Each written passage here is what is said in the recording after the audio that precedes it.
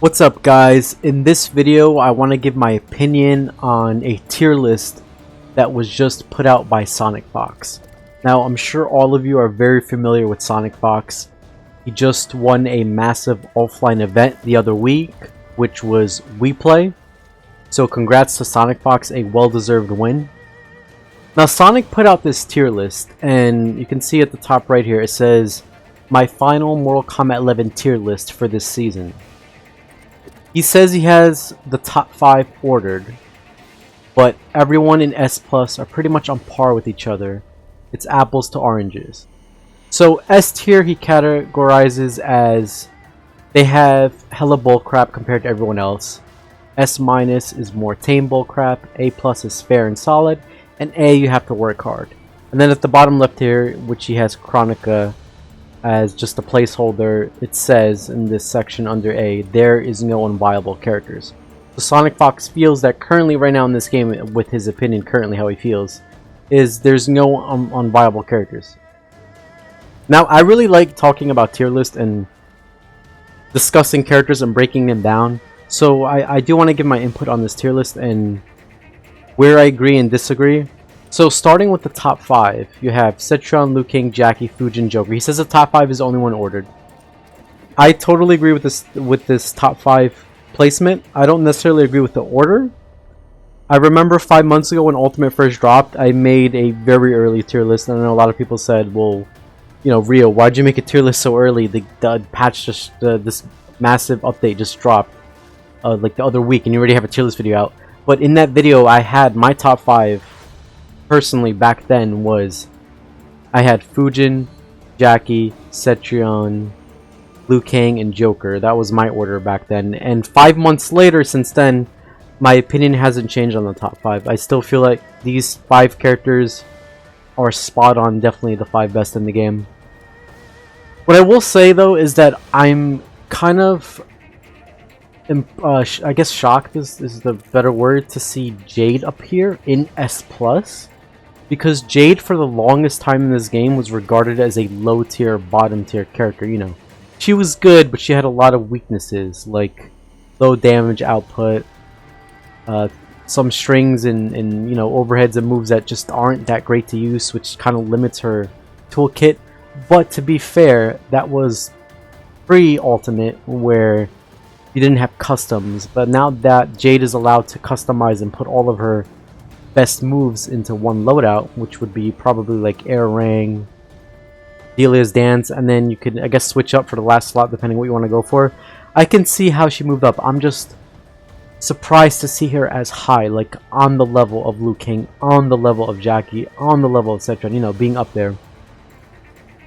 I'm also kind of surprised to see Johnny up here. I feel like Johnny was nerfed a little bit too much. I don't really think he needed as many nerfs as he got before. He's definitely not a bad character, but I felt like before, when he was at his best, he was at that Cetrion level, that Jackie level, that Fujin level. But now, in my opinion, I think he's like a level below.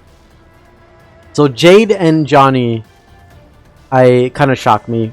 Spawn, I could see being this good. I don't necessarily think he is this good, but I could definitely see the case of him being this good. Sub-Zero, I could definitely see the case of him being this good. Sub-Zero has been a character that just gets better every version almost. It's like NRS has a thing for the blue ninja, and he's had it really good for him this game since day 1 pretty much. He's just gotten better, and the Ultimate patch allowing Sub-Zero to customize his best moves into one variation is really what makes the character definitely one of the best in the game. I'd say top 10 for sure.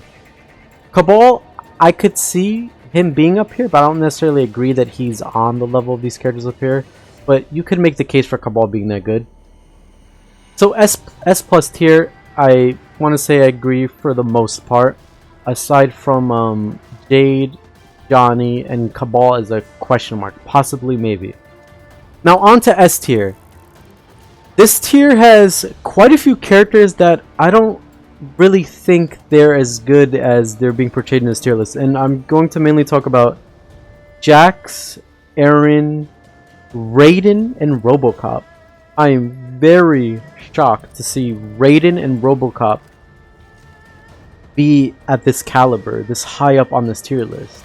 because we've been hearing for the longest how weak Raiden is and how much help RoboCop needs, and that these characters just, they can't cut it in tournament. But to be fair, there is a difference in skill level here, and I'll be honest, the players I play against are definitely not at the level of players' skill that SonicFox is playing against. So if SonicFox is playing against these really good players that are close to his level, and they're using Raiden, they're using RoboCop, and they're doing things that maybe we don't know about. Like, maybe Raiden is good if you're playing him a certain way. Raiden is more of a defensive character. RoboCop too. RoboCop is not, you know, just all pure rushdown like Jackie would be. RoboCop has, you know, some zoning with his projectile. He's got, you know, good movement, so he can kind of play in a defensive way, while in addition having something like a strong mid command grab. So these 4 characters definitely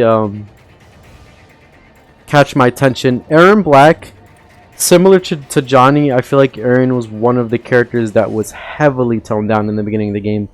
He got so many nerfs, I would have to take off my shoes and socks and count with my toes with the amount of nerfs that he's received. I do think Aaron is a good character. I would honestly put him more around mid tier. I would not put him in on the upper side of the tier list. But again, this could be a skill thing. Like I said, I have not played Aaron in a while. Maybe Aaron Black players nowadays are doing, you know, different tactics. They figured out how to play the character better, and they're just finding a way to make his tools work. Jax, for the most part, I feel like he does have some frame data disadvantages, and he does have some wonky hitboxes here and there. But I will give Jax this: if a Jax player knows what you're going to do, then he can definitely get momentum going, and he has a game plan that he can do. He just requires, in my part, Jax requires a lot of knowing what your opponent's going to do. If you know what your opponent's going to do with Jax, then I can definitely see the character working. Now moving on to S- tier, and this is where the category kind of like shifts a bit, because if you look up here, it says SonicFox states that S+ are characters that have, you know, bullcrap compared to everyone else. So, you know, characters that have a lot of cheap stuff, a lot of, you know, tools that really make the other opponent have to think and, you know, understand that what they're playing against is they're going to have to deal with what's being tossed at them, whether if it's, you know, a footsie move, a projectile, a powerful special. But S- SonicFox puts it as it's still bullcrap, but it's more tame bullcrap. So it's just, you know, it's a really good move, but it's not as good as like, let's say, I don't know, a Jackie Leap, right? Like whatever the character's down here. Now for this category, I don't think I can agree with characters like Baraka and Scarlet and Rain being just as good as characters like Noob Saibot and Kotal. I think Kotal is actually one of the better characters in the game, but he did get nerfed in the most recent patch. They did tone his health down a bit, so that could definitely affect him. But Noob Saibot, I feel like, is one of the most slept on characters, and he's actually the character I've been playing the most since this update came out. So I have the most hand in Noob, and I feel like Noob is a very good character. Noob does have one weakness, I would say, is that his biggest weakness is his movement is pretty bad, and he does have to deal with zoning actually in most of his loadouts, unless you're going for specifically teleport anti-zoning loadout. But for the most part with Noob, you're gonna have to be dealing with zoning. But Noob is such a good character. Like his tools, the range he can play footsies at, the space he can control with some of his special custom moves like Low Shadow, his damage output, the ability for him to convert of so many situations. I definitely feel like him and Kotal are for sure a level beyond. Katana's another one I'm kind of surprised is here, because she's kind of been regarded as a low tier character. Let's move on to A+ now, which SonicFox puts A+ as fair and solid. So when you look at characters in A+, they don't really have anything that you would deem as what SonicFox puts as BS. They're pretty much, the tools are fair. And one thing that these characters have in common, at least some of them do, is, you know, characters like Sonya, Scorpion, have been toned down from their initial release. Characters like Scorpion and Sonya once upon a time were much stronger characters. Now Sonya, okay, I could agree, yeah, she's probably on the lower side of the tier list. You know, we've seen for months now people say Sonya is one of the characters that needs the most buffs and needs the most help. She needs, if this game gets another patch, she should be one of the characters that gets prioritized and being looked at and improved on. However, there are some people that are making Sonya work currently, like Azerbaijan, who's 3-0'd some of America's best talent at that tournament, can definitely not go unnoticed. So it's not to say Sonya is you know, terribly bad here. Sindel, I think, is better. I don't think I would put Sindel as low tier. I think she is definitely like upper mid, probably like at least better than a character like Iron Black in my opinion. Melina, I could be biased here, but I think Melina is one of the better characters as well. I would put her in mid or higher because what she has, I guess, is basically what I like in a fighting character. I love her movement. I love how she can quickly tag you. How she has good flawless block attacks. A lot of things that I enjoy in this game through the character that I play and choose, Melina happens to have. So I could be biased in that regard, but I do think Melina is one of the characters that is slept on. There's not many people using her, and a lot of people have kind of stopped playing her that did pick her up once Ultimate hit, but I do think that she's being kind of underrated. Frost I can see being here. Frost has a lot of hitbox issues. Kung Lao, I think, just like Sindel and Melina, and I'm gonna say Scorpion too. I think these characters are better. I don't think I would put these characters in like the bottom. What is this? 1, 2, 3, 4, 5. The bottom 8 category. I think that those characters are much better. And then lastly, we have A tier, which Sonic puts as has to work hard. So he's not saying these characters are bad. He's saying you have to work hard. If you play Rambo, you're gonna have to work harder than all these other characters above you. Same with Shang. Those two characters I can agree with. Overall, this list, there's quite a bit I would change. I do plan to do a tier list video soon. But I want to go into... I think this game has more categories than what's being shown here. I think there's more tiers between characters, and there's definitely a lot that needs to be said on these characters. But I'm definitely going to say some of the highlights on this are... I definitely agree with the top 5. That's been my top 5 since basically Ultimate dropped on my first tier list video. I am surprised to see characters like Jade and Johnny being S+ tier.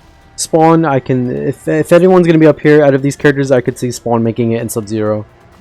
For S tier, I'm kind of impressed that Aaron, Jax, Raiden, and RoboCop, out of all characters, is regarded as highly through SonicFox's eyes.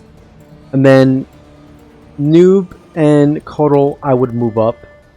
But the rest, I can kind of see them being around the same level. Like Baraka, Nightwolf, Scarlet, Katana, Rain, Devore. Like I actually could see those characters being around the same level.